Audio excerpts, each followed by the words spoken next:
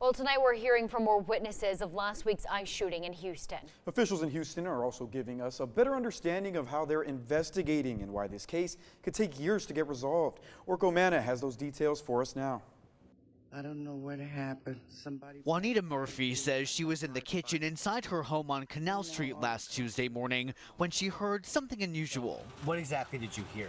I thought it was a firecracker. That's what I heard. The dogs were all nervous and barking. So I came out here to see what was going on.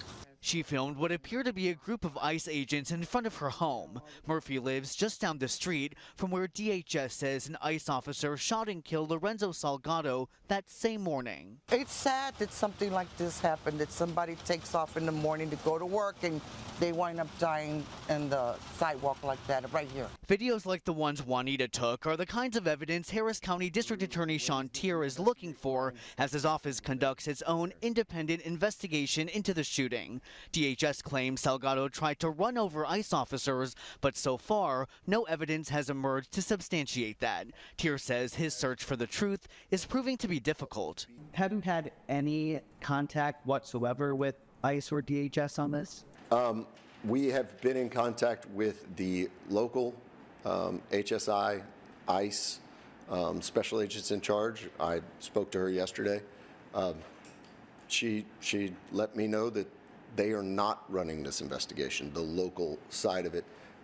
We had a very fine conversation, but it wasn't substantive in any way. And Tier says he's trying to get access to several key pieces of evidence. Is there a point where you would take legal action to get access? At some point, it becomes a place where we stop asking and we start asking district court judges in state court and federal court to grant us access. But time is ticking, with Tier saying his investigators will soon need to go back to their regular duties. That's why Harris County Commissioner Rodney Ellis is stepping in.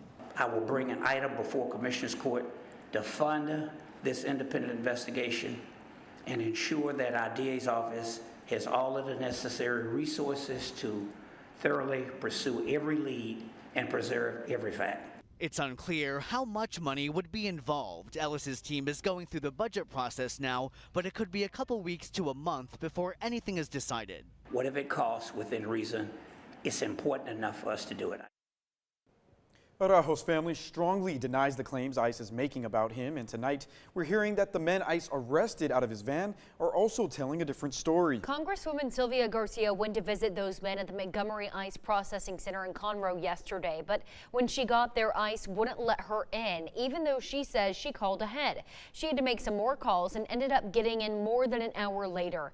Inside, she spoke with a man named Daniel Pantoja and Araujo's brother Victor. They say Araujo didn't put any ICE agents in danger. Did they elaborate on what they witnessed and how that might have differed from what ICE is saying right now? It's just shockingly a totally different story, totally different. They say that there is no time that any of the agents were in front of the van. I think he said 3 of them came out, one of them with his gun out. There was no commands. They communicated nothing. Not even who they were and why they were there. DHS has now revealed that Araujo wasn't who agents were trying to arrest. On the day he died, agents mistook him for one of their targets, so they chased him down and killed him. Representative Garcia says none of those agents were wearing body cameras, and their unmarked cars did not have lights, sirens, or dash cameras. When asked what she wants from DHS, she says, quote, "the truth."